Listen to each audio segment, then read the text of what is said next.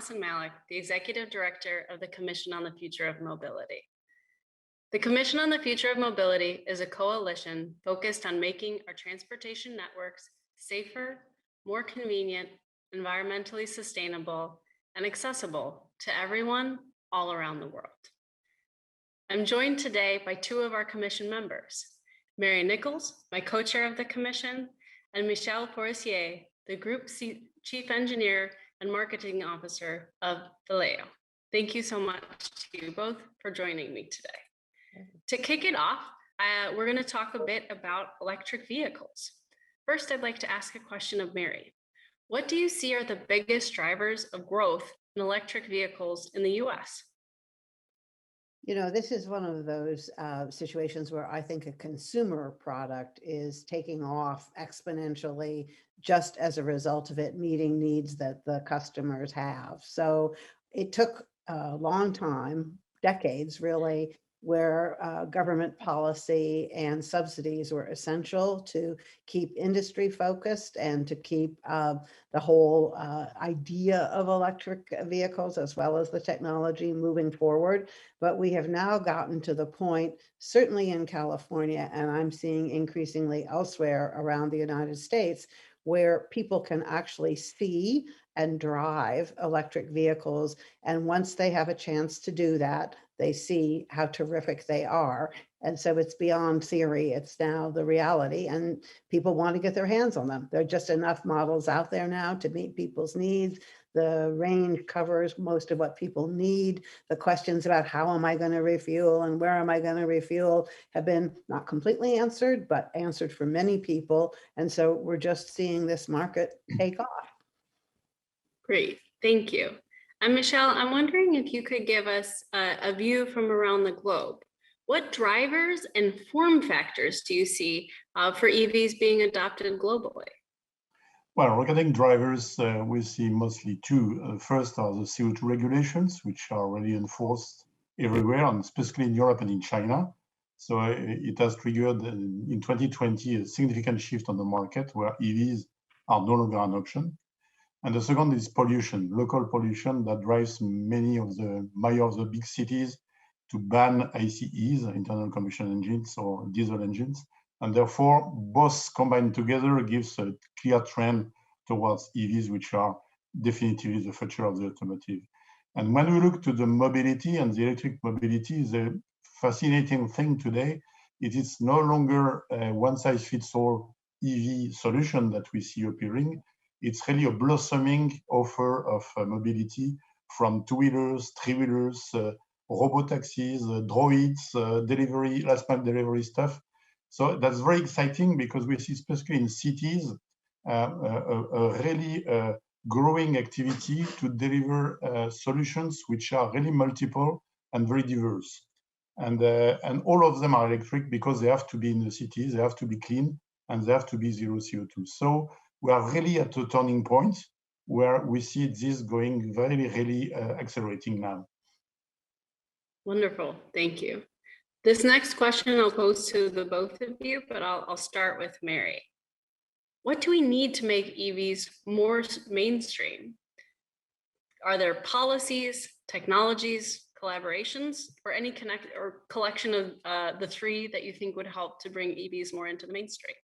Sure. Well, I think it's all of the above, although I would say this week's announcement and unveiling by Ford of the F-150 truck and their all hands on deck approach to making it a successful commercial vehicle in the marketplace, marketing it to cities and to fleets and to commercial users of all kinds. This is the biggest selling vehicle in the United States. And so the fact that Ford is all in on the electric version of it, I think in and of itself is a mark of being mainstream. But I like the word blossoming about what's happening out there in terms of making electric vehicles a real and mainstream, because it seems to me that it does take everybody beginning to think in EV terms without it having to be only a mandate on the part of the air regulators, of which I myself have been one, and I'm not in any way shying away from that. But I feel that we did our job by sending the message to the entire world, and particularly to the developers, that these vehicles were going to be required. Now the time has come for the transportation planners and the designers of buildings, the architects, the urban design gurus, the people who are worrying about other forms of transportation, including walking and biking, to plan for the reality that EVs are going to be a part of that mix, and they need to be, a place needs to be made for them.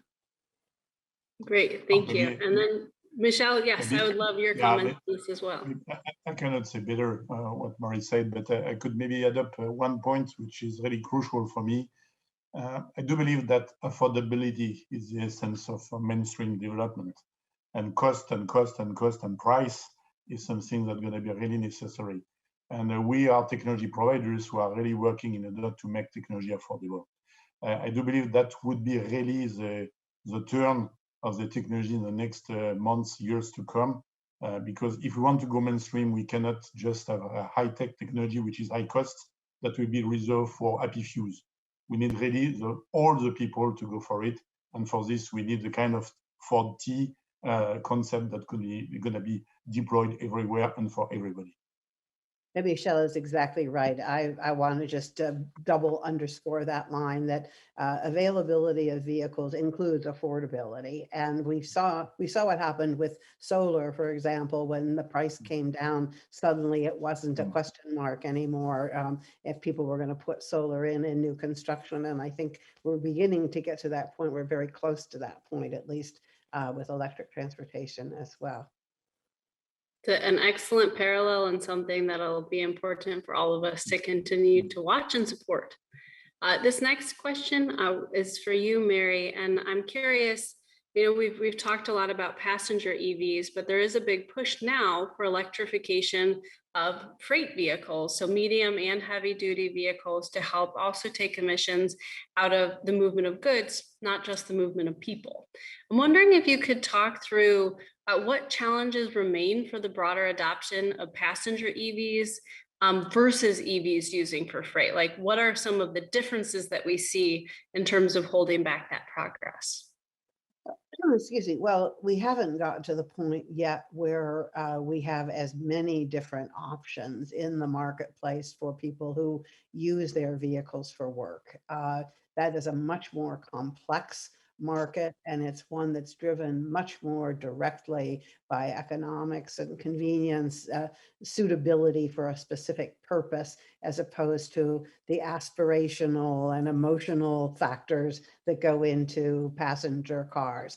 People do not buy trucks for work, especially if they're buying them for somebody else to drive based on the style. It might be nice if they did, but it doesn't work that way. So I think the factor here that we have to be working on is how we look at the various segments of that freight transportation ecosystem as a whole, and look at what it will take to get EVs into them. I mean, we're already at the point now where we see for certain kinds of commercial vehicles, especially urban vehicles, where you want to be taking things into center city areas, the attractiveness of electric vehicles has made them the choice, and there's availability there, and there's really not an obstacle. When it comes to heavier loads of freight, long haul transportation, you have to think more obviously about where the fueling is going to take place. I think it's important that we also keep options in the mix, so that we have the opportunity to see what the hydrogen fuel cell ecosystem will look like. I think it's going to be appealing in a number of pieces of the overall freight transport movement. So, I think it's just, we're in an earlier stage of evolution, I would say, but it's not any fundamental obstacle to moving forward. And it's absolutely necessary from a climate perspective, because at least half of the emissions that we're worrying about come from this commercial sector. Thank you. That's a really good point, and another one that's good for all of us to keep in mind as we continue the push. We need to make sure we're thinking about the movement of both people and goods and how we help to clean that up. So I'd like to maybe pivot us a little bit from electrification to thinking about what else we can be doing to help support decarbonization.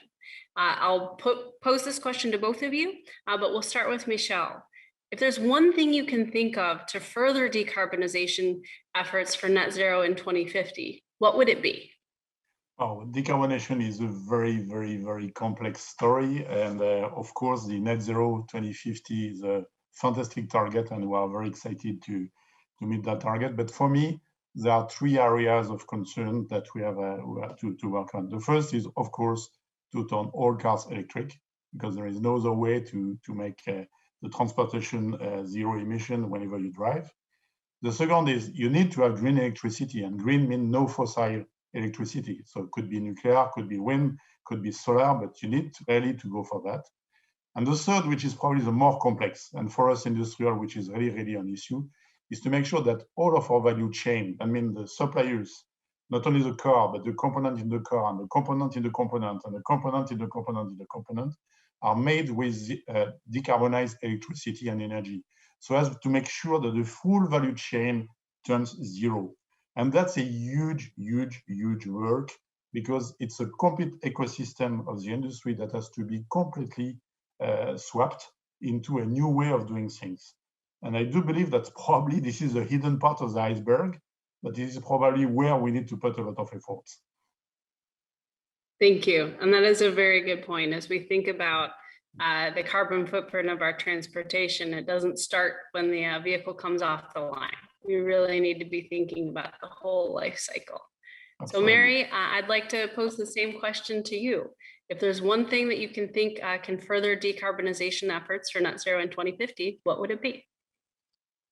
I think recognizing that mobility is the issue and the goal, not electrification or any one particular technology, but a recognition that we need to serve the needs of people. And while the move towards urban mega cities continues around the world, and it is essential, given the numbers of people who are affected, that we address their needs at the outset. It's also important to recognize that our food, which we depend on, our water, and our electricity in many instances come from farther away, and rural communities and the need to protect landscapes and the people who live in them are not lessening, because the numbers of people making their living on the land are going down. And so when you think about mobility, you have to also think about how that tomato gets on a truck, if it isn't going to be grown in your own backyard, and be accounting for the entire system of vehicles and roadways and fueling that gets those goods to where we need them to be. Wonderful. Thank you. I think that's a really exciting sort of point for us to leave the audience with, in terms of thinking about not just the supply chain of our cars, which we need to be zero emissions, but also the supply chain of everything that we consume, from our food to other goods, and how is it getting to us, and how we can help to improve the sustainability. And that's something we can all play a role in. I'd like to thank you again, both for your time today. It was a pleasure. And I'd like to thank the audience. It was great to get to share some of these insights, and for you all to hear a little bit more from our commissioners. Thank you. Bye-bye.